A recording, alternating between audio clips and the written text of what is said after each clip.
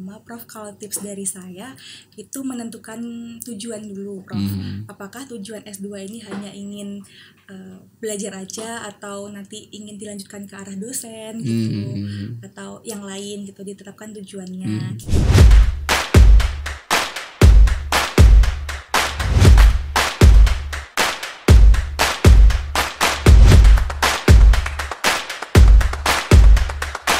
Jumpa kembali sahabat sehat dengan saya Prof Hardin. Pada lini podcast kali ini kita akan mengundang salah seorang yang kuliah sambil bekerja. Siapa orangnya nanti saya akan kenalkan. Ini tentunya sengaja saya undang dalam rangka menginspirasi generasi muda semua bahwa bekerja saja bisa jadi ada baiknya, kuliah saja ada baiknya, tapi kalau bisa kuliah sambil bekerja, nah tentu akan punya keunikan dan mungkin akan punya nilai positif tersendiri. Karena itu mari kita ulik lebih lanjut. Tapi sebelumnya jangan lupa view, like, subscribe dan juga share dan komen ya. Tayangan-tayangan kami di YouTube Lini Sehat, terutama dalam kaitannya gaya hidup sehat dan pengalaman berbagai pihak dalam mewujudkan hidup sehat dan juga karir, khususnya di bidang gizi, kesehatan, dan dunia usaha. Kak Ines, selamat jumpa kembali, apa kabar? Alhamdulillah, baik Prof Hardin. Prof Hardin gimana kabarnya? Alhamdulillah juga baik. Puasanya lancar, Prof? Alhamdulillah. Ines juga ya? Iya, Prof. Ya, ini yang saya sebut tadi bahwa saya mengundang khusus Kak Ines Arianti yang dulu ketika beliau baru aja selesai dari program studi sarjana gizi Universitas Jenderal Sudirman Purwokerto, juga pernah duduk di kursi podcast Lini Sehat ini. Tapi sekarang kita akan diskusikan yang lain. Setelah Kak Ines menempuh pendidikan sarjana gizi, Kak Ines bekerja di dalam suatu industri yang bergerak di bidang makanan minuman. Kemudian ternyata beliau juga sambil menempuh pendidikan magister. Magister apa itu dan bagaimana Kak Ines menempuh kedua kegiatan ini sekaligus? Mari kita tanyakan. Kak Ines, jadi setelah selesai pendidikan sarjana gizi dulu dari Unsud Purwokerto, terus lanjut gimana? Kerja dulu atau kuliah dulu? Pada saat itu setelah saya lulus S1, saya lanjut bekerja dulu, Prof, di usaha makanan minuman gitu ya, F&B gitu. Terus setelah saya bekerja beberapa bulan, saya tuh merasa bahwa ilmu saya tuh kayaknya masih kurang nih, Prof, untuk mendalami dunia manajerial gitu. Ketika masuk kerja semakin kerasa ada sesuatu yang masih kurang gitu ya? Iya, Prof. Khususnya di bidang manajerial. Betul, Prof. Terus jadi pendidikan yang diambil apa? Akhirnya sekarang mengambil S2 Magister Manajemen, Prof. Magister Manajemen ya? Iya. Nah, melakukan dua kegiatan yang menurut saya kegiatan yang sama-sama seriusnya ya. Satu bekerja, satu kuliah. Gimana? Apa yang Kak Ines pertama sebenarnya apakah itu cita-cita atau di tengah jalan berubah atau ini ada someone yang meminta atau menyuruh atau orang tua atau siapa? Gimana nih ceritanya?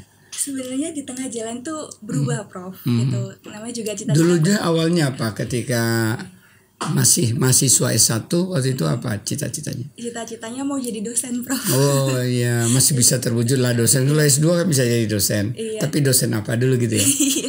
Terus? Iya, terus setelah lulus itu kan mendapatkan pekerjaan yaitu mengurus bisnis. Jadi hal-hal yang saya pelajari setiap harinya itu berkaitan dengan bisnis, manajerial gitu.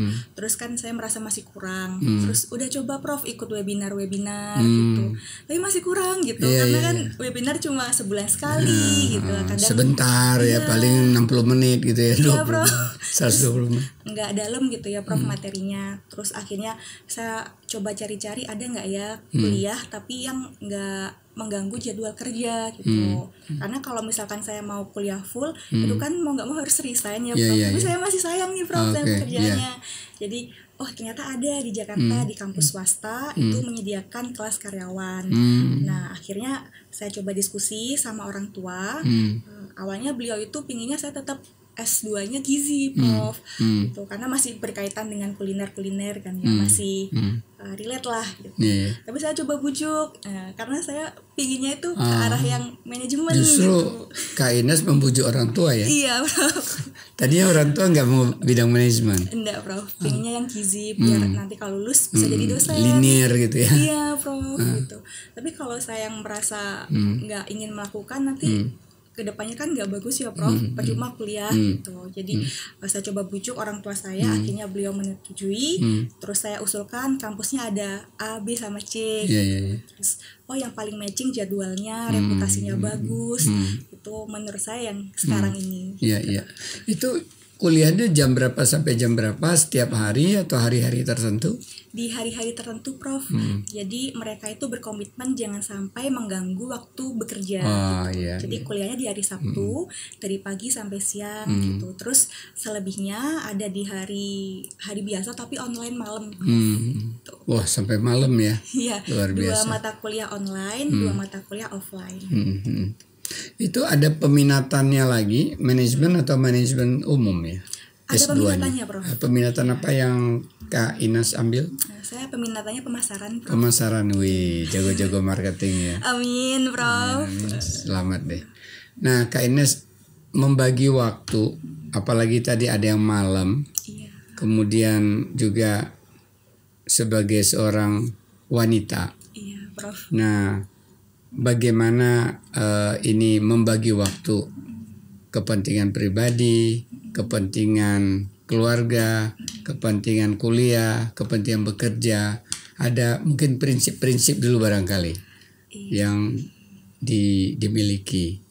Baik, Prof. Prinsip-prinsip itu yang penting karena pertama saya memutuskan untuk bekerja. Jadi saya fokuskan bekerja dulu, saya tuntaskan pekerjaannya. Jadi kalau misalkan ada jadwal visit yang malam gitu, saya coba berangkatnya agak sorean atau siangan gitu, jadi nggak mengganggu gitu.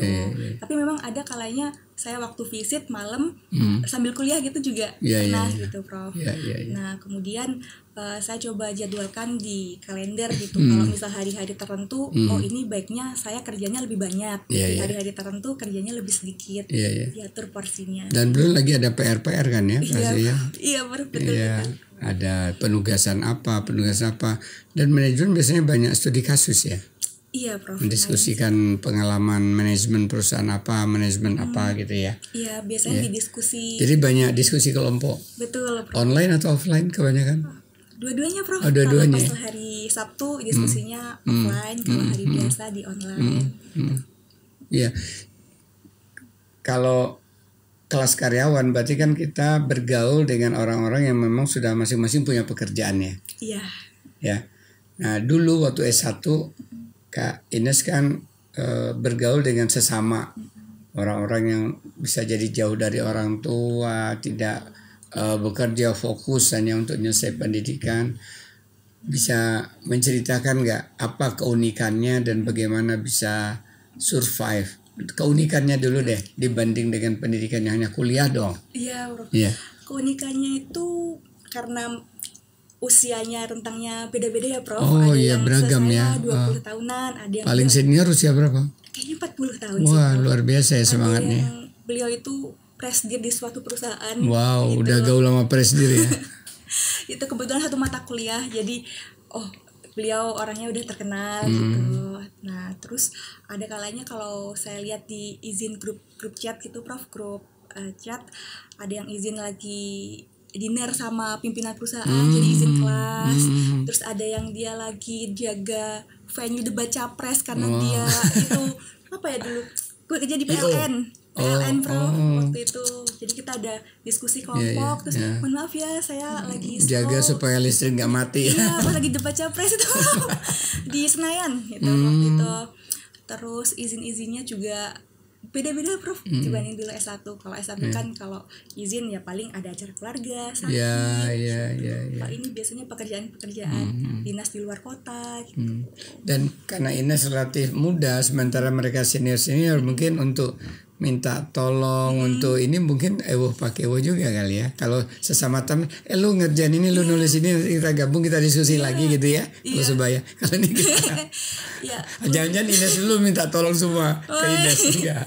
Nah, Prof aman Prof. Jadi kalau kita untungnya kelasnya itu udah suportif Prof. Kita udah punya teman dekat masing-masing kayak geng-geng gitu. Tapi nggak menutup kemungkinan kita tanya ke beda geng gitu. Tapi memang masih didominasi sama yang masih muda-muda. Gitu. Biasanya kalau kita ngobrol ke yang lebih tua, lebih sukanya itu pas lagi offline hari Sabtu itu, habis kelas makan bersama gitu di kantin, terus ngobrol-ngobrol ya. Kalau lewat WA itu agak canggung Prof. Ya, dan terbatas kan yang mau di ini, apalagi soal materi pembelajaran ya. Iya. Lalu gitu WA grupnya lebih heboh kali ya kalau kuliah karyawan level S2 dibanding kuliah S1. Iya Prof, lebih banyak diskusi-diskusi. Oh, lebih banyak diskusi ya. Bukan hanya selama ulang tahun aja. Oke deh. Jadi sekarang udah semester keberapa? Semester kedua Prof. Dari 4. Iya, dari 4. Kalau kuliahnya cuma 2 semester? Kuliahnya 4 semester Prof. 4. Yang ketiga itu ada materinya, yang terakhir nanti tesis atau bisnis plan. Yang semester keempat sudah tesis ya? Iya. Berarti semester 3, semester depan masih ada kuliah? Masih. Tetap mukanya ya? Oke, jadi gimana so far perjalanan dengan nilai-nilai semester 1 kelihatannya dengan menyeberang tadi ilmu dari gizi ke manajemen aman atau ada worry dikit? Aman Prof, aman ternyata. Ya, lebih mudah jangan-jangan ya?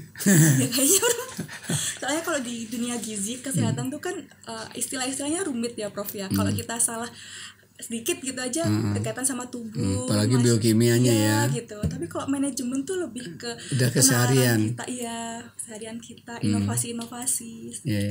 Atau mungkin karena Ines sudah sambil bekerja, mungkin buat orang yang baru selesai SGZ masuk manajemen mungkin sulit juga. Gimana menurut Kak Ines, mudah itu karena sudah bekerja tadi? Iya Prof. Karena sudah bekerja. Karena sudah bekerja ya, tahu realitasnya ya, dan beberapa istilah apalagi kaitannya dari manajemen dan marketing ya. Iya, Bro. Ya.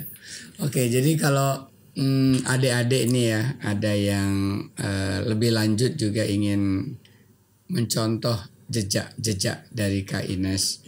Iya ya, saya nanti sambil kerja mau juga sambil kuliah. Kira-kira menurut Kak Ines apa tips nih buat adik-adik kita yang ingin nanti kerja sambil kuliah atau kuliah sambil kerja? Pertama, Prof, kalau tips dari saya itu menentukan tujuan dulu, Prof. Apakah tujuan S2 ini hanya ingin belajar aja atau nanti ingin dilanjutkan ke arah dosen gitu, atau yang lain gitu, ditetapkan tujuannya gitu. Kalau saya, karena saya ingin mendalami bisnis, itu berkaitan sama tugas akhir saya Prof. Kita diberikan pilihan tesis atau bisnis plan. Oke. Nanti Kak Ines pilih apa? Bisnis plan Prof. Gitu. Karena kalau tesis kan sayang ya Prof ya, kurang mendalami gitu. Terus yang kedua, izin ke orang tua atau atasan gitu, diperbolehkan atau tidak. Karena kalau kita tidak izin nanti ke belakangnya malah dukungannya jadi hambar ya. Iya Prof, betul. Akan terhambat. Iya. Tips yang selanjutnya, ketika kita memilih sebuah universitas atau jurusannya, kita coba cari tahu dulu apakah jadwalnya sesuai, reputasi kampusnya bagus atau enggak, terus juga jarak dengan domisili kita itu terlalu jauh atau enggak. Gitu. Kalau ini jaraknya berapa jam perjalanan? Kalau dari kosan sih 40-45 menit Prof.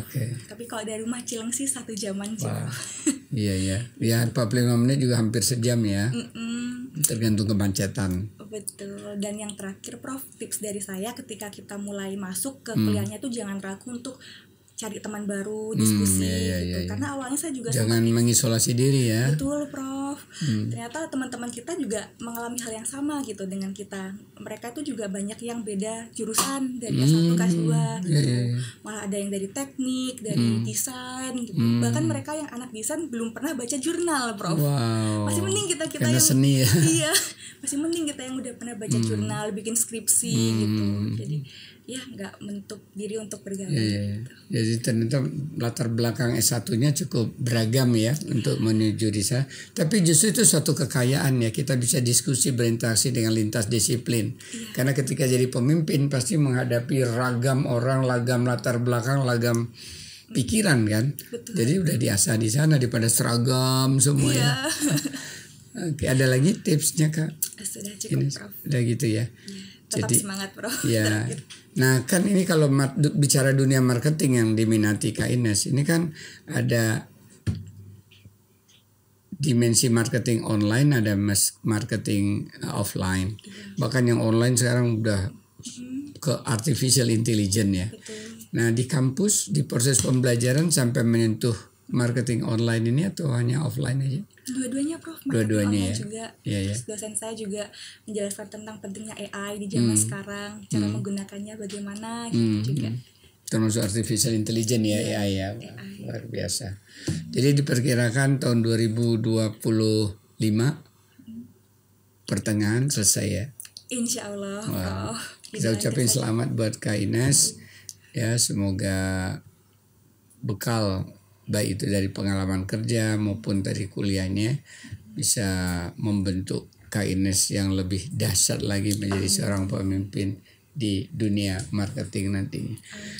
Demikian tadi ngobrolan kita sahabat sehat bersama Kak Ines Arianti, dan kita ucapkan terima kasih.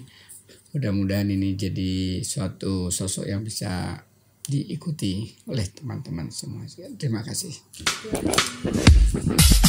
Terima kasih sudah menonton. Jangan lupa like, comment, share, dan subscribe ya.